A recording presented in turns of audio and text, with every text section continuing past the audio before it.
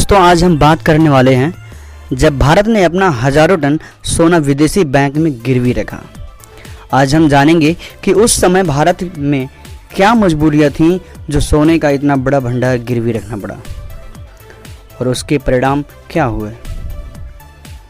बात जनवरी 1991 की है। यह नया साल वर्ष भारतवर्ष के लिए काफ़ी कठिनाई भरा था। भारत के पास इतने पैसे नहीं थे बाहर से लिए गए कर्ज चुका सके। हमारे देश में विदेशी वस्तुओं का आयात के लिए केवल 10 दिन का डॉलर बचा था। आप सभी जानते होंगे कि आयात निर्यात में विदेशी मुद्रा डॉलर का प्रयोग किया जाता है। पेट्रोलियम उत्पादों को मंगाने के लिए केवल 7 दिन का डॉलर बचा था। यदि यह खत्म हो जाता तो हम कच्चा तेल नहीं मंगा सकते थे, लेकिन डीजल, पेट्रोल और घरों में रसोई गैस की बहुत बड़ी किल्लत शुरू हो जाती और आम आदमी को बहुत सारी परेशानियों का सामना करना पड़ता था। भारत के लिए यह सबसे अहम दौर था। उस समय रिजर्व बैंक के गवर्नर एस वेंकट रमन मनमोहन सिंह से मुलाकात करते हैं। उतने समय मनमोहन सिंह प्रधानमंत्री चंद्रशेखर के आर्थिक सलाहकार थे। इस मुलाकात में रिजर्व बैंक गवर्नर ने मनमोहन सिंह से कहा कि रिजर्व बैंक ऑफ इंडिया का सोना गिरवी रख दिया जाए ताकि उससे डॉलर कर्ज के रूप में मिल सके।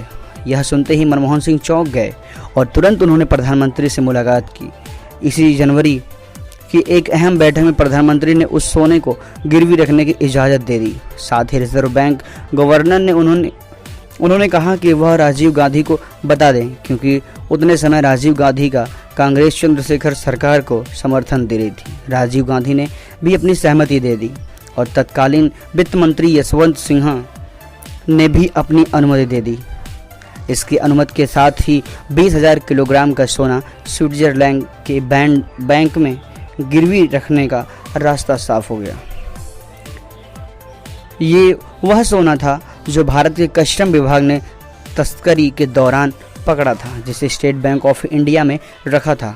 इसे रातों रात स्विट्जरलैंड में भेजा गया, लेकिन इससे प्राप्त होने वाला डॉलर काफ़ी नहीं था। ये सभी जानकारी और सभी कार्य गुप्त थे। इसे अति गोपनीय रखा गया था। इसके बाद जापान और इंग्लैंड के बैंकों में 47,000 किलोग्राम सोना गिरवी रखने का फैसला किया गया। लेकिन यह बात ज़्यादा दिन तक नहीं छिपी। इंडियन एक्सप्रेस ने इस खबर को तस्वीरों के साथ छाप दी।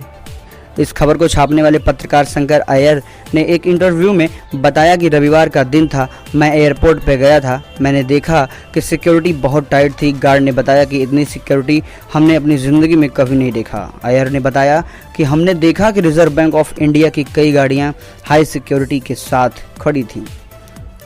हमने बहुत पता लगाने की कोशिश की माजरा क्या है। तमाम हकीकत के बाद कंफर्म ही नहीं हो गया कि सोना बाहर ही ले जाया जा रहा है। तो आशा है कि आप जान गए होंगे कि भारत की क्या मजबूरी थी ऐसी स्थिति कभी और ना पैदा हो। इसके लिए 1991 में अर्थव्यवस्था में काफ़ी सुधार किए गए।